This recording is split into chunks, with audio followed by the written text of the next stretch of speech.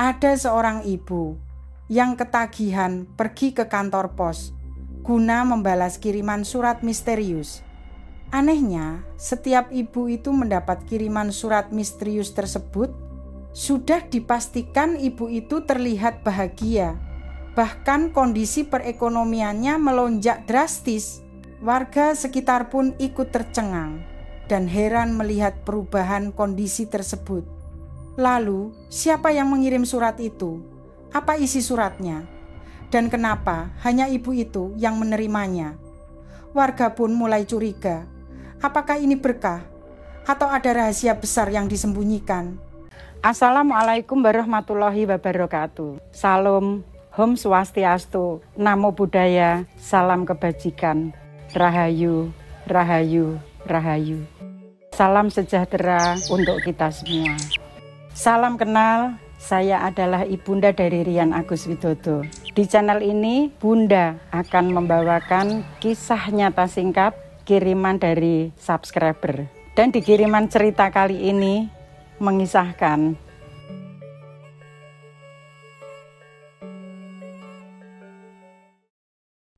Ibu Sari, seorang ibu rumah tangga, hidup bahagia bersama suami dan putranya yang bernama Raka. Mempunyai usaha bengkel kecil yang ia kerjakan sendiri. Akan tetapi bengkelnya itu sering sepi karena peralatan bengkelnya tidak selengkap bengkel-bengkel yang lain. Saat itu Raka masih kelas 3 SMP dan kehidupan mereka mulai berubah ketika ayah mereka ternyata didiagnosis mempunyai kanker. Mulai punya pengeluaran besar untuk pengobatan. Mereka kebingungan akan pengobatan bapaknya ini yang membuat bengkel jarang buka. Karena bapaknya Raka sakit-sakitan ditambah biaya masuk SMA Raka yang begitu besar. Saat Raka SMA, kehidupan mereka sudah semakin terpuruk. Bahkan untuk makan mereka sering harus berpuasa.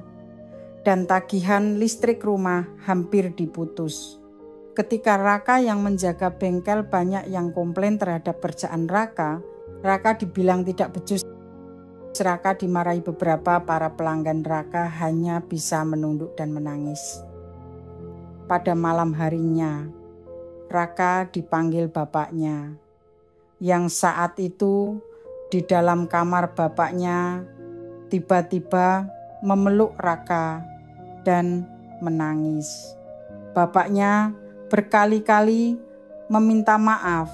Bapaknya juga merasa bersalah ketika mendengar Raka dicaci maki oleh orang. Ibunya pun memeluk Raka dan bapaknya. Raka mengatakan bahwa ini sudah tanggung jawab Raka membantu pekerjaan bapak. Tak sadar ternyata bapaknya meneteskan dari hidungnya yang membuat Raka kaget. Ibu Sari lekas mengambil sapu tangan untuk mengelap darah tersebut. Suara tangis terdengar hingga di luar rumah berkali-kali bapaknya Raka. Menenangkan agar Raka dan ibunya tidak kepikiran.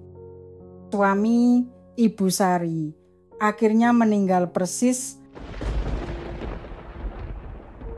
setelah Raka lulus SMA. Biaya pemakaman pun dengan susah payah Ibu Sari harus berhutang ke sana kemari. Bapaknya Raka mengatakan jika ingin tidur bersama Raka, Raka pun mengiyakan. Kemudian bapaknya mengatakan kepada Raka, apapun yang terjadi jangan pernah menyakiti hati ibumu dan jangan pernah mengecewakannya. Bapaknya pun memohon agar terus menjaga ibunya walaupun nyawa taruhannya. Dan tak lama kemudian bapaknya pun menghembus nafas terakhir. Raka dan Bu Sari benar-benar sedih. Raka yang tak percaya atas meninggalnya bapak yang membuat para warga berdatangan. Amarah Raka benar-benar tak terbendung. Bagi Raka Tuhan tak adil. Bu Sari pun kini harus menggantikan peran. Suaminya tak pernah mengenal malu. Bu Sari membantu ketika menambal ban ataupun membetulkan sepeda-sepeda yang rusak. Seringkali Raka mengingatkan ibunya agar tidak perlu membantu pekerjaan Raka. Raka pun langsung memeluk ibunya. Pernah pada suatu ketika pulang sekolah, Raka melihat ibunya sedang dimaki-maki oleh petugas dari bank keliling karena ibunya telah menunggak tagihan. Raka langsung berlari dan mendorong petugas bank pelecit tadi. Raka pun mengatakan jangan ada yang berani menyentuh ibuku, apalagi berkata dengan kasar masalah utang. Raka mengiyakan sanggup akan membayar. Raka juga mengancam mereka sekali lagi jika berbuat kurang ajar dan membentak ibunya. Raka tidak akan segan-segan untuk menghabisinya. Seiring berjalannya waktu, Raka pun dinyatakan lulus. Namun tunggakan pembayaran sekolah membuat ijazahnya masih ditahan pihak sekolah. Semenjak Raka melarang ibunya membantu bekerja di bengkel, akhirnya Bu Sari mencari nafkah dengan bekerja di toko roti milik temannya. Akan tetapi tak seindah yang Raka bayangkan. Ternyata pemilik toko roti memperlakukan ibunya dengan semena-mena. Dengan mata kepala Raka sendiri, Raka melihat ibunya dimaki-maki. Ketika ibunya salah, tak hanya itu, ibunya pun disuruh antar jemput sekolah TK anak dari pemilik toko tersebut. Raka sempat bicara kepada ibunya apa yang Raka sudah ketahui. Ibunya pun hanya menangis dan memeluk Raka dan mengatakan, "Ibu baik-baik saja, Nak." Pada malam harinya Raka pergi ke kebun Raka merenungi nasibnya. Dalam benak Raka, andai saja Bapak masih hidup pasti tak akan seperti ini. Raka merasa tidak berguna. Raka merasa gagal menjadi seorang anak. Raka memukuli pohon pisang. Subuh telah tiba, ibunya sudah menunggu di depan rumah untuk sholat subuh. Dan Raka pun pulang, ibu menanyakan, "Dari mana kamu, Nak? Kenapa tanganmu?" Raka mengatakan, "Raka baik-baik saja." Ibunya hanya menangis. Raka langsung bersujud untuk meminta maaf.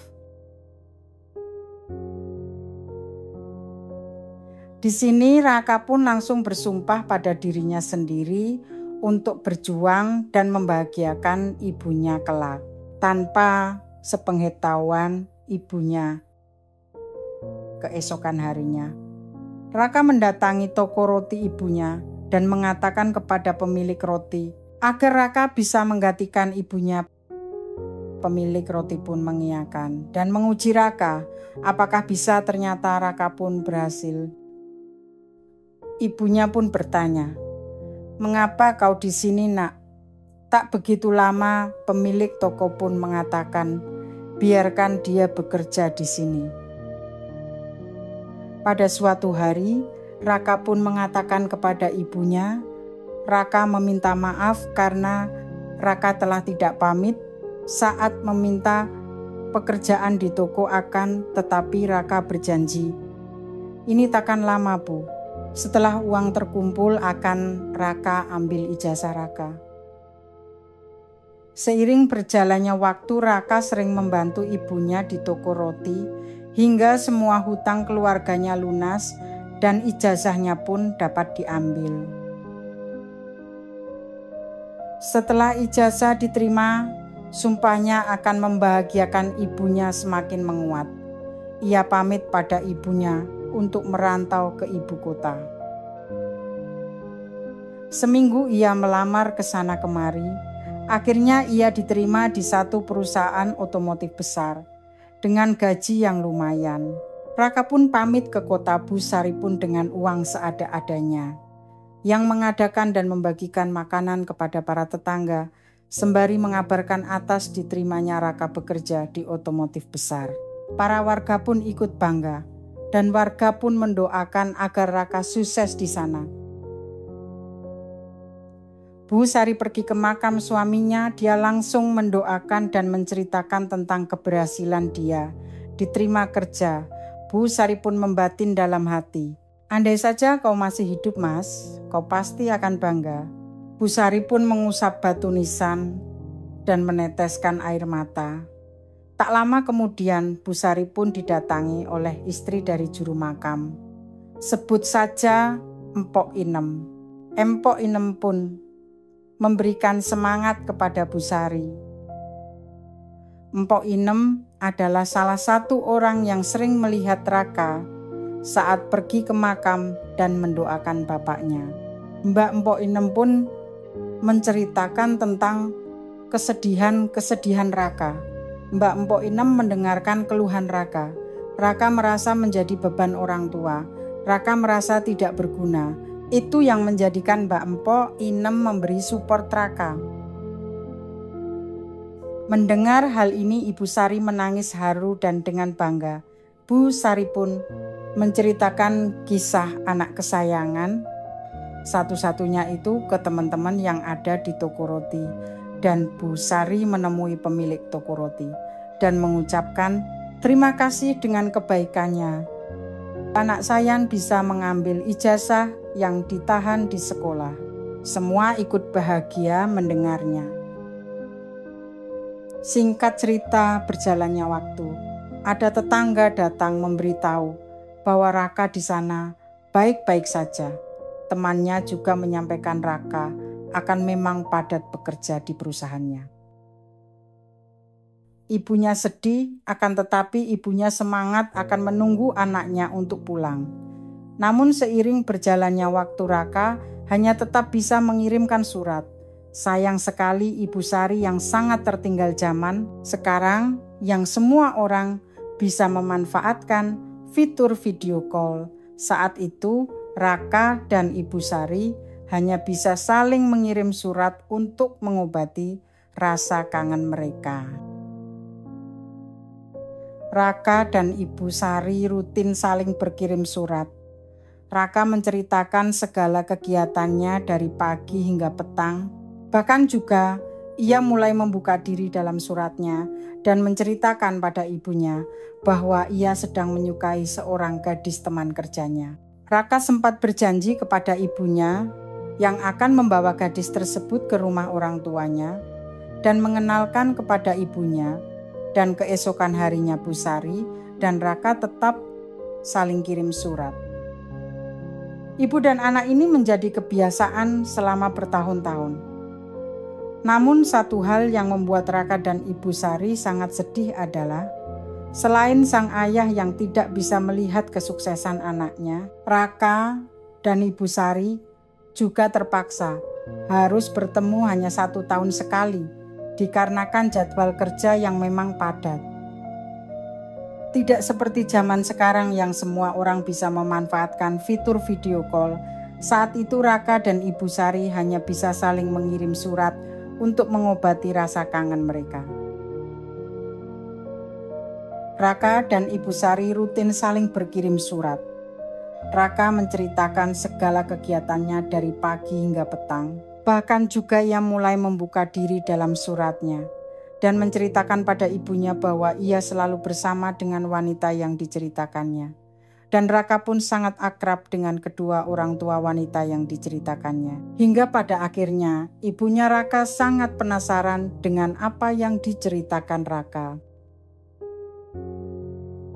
Singkat cerita, mereka memang sering saling kirim surat antara ibu dan anak ini menjadi kebiasaan selama bertahun-tahun.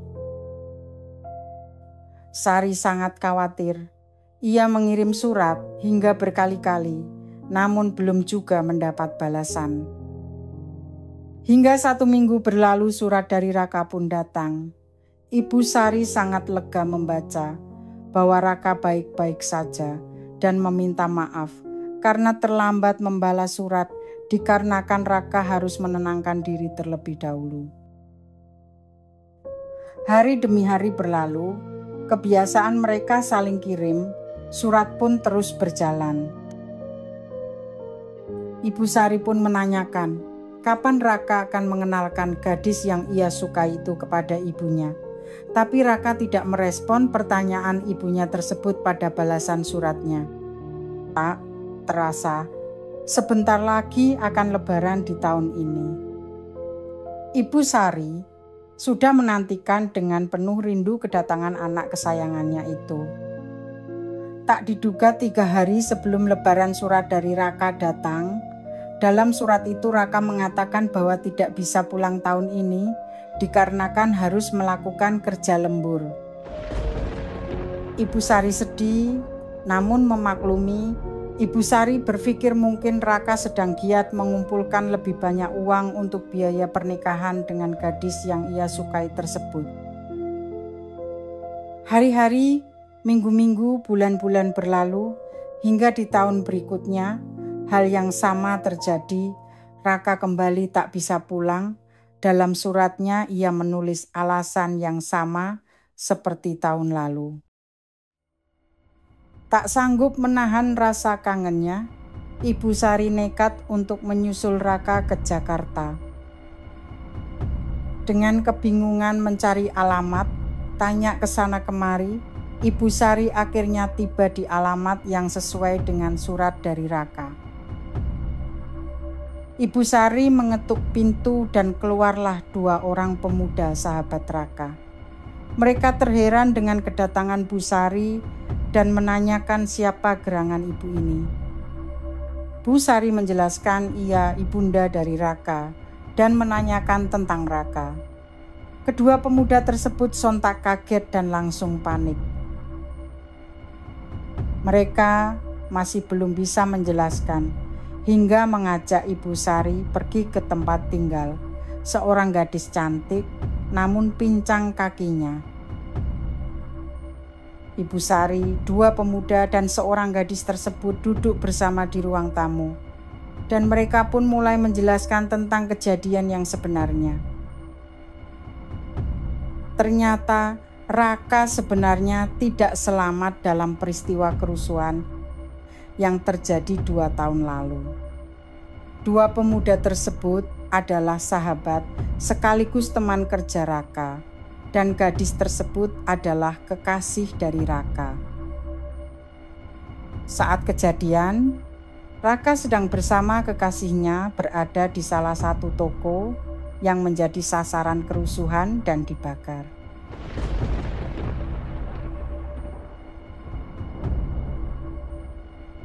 Mereka terjebak di dalam toko tersebut dan saat kondisi sangat genting, Raka terpaksa merelakan nyawanya untuk menyelamatkan kekasihnya.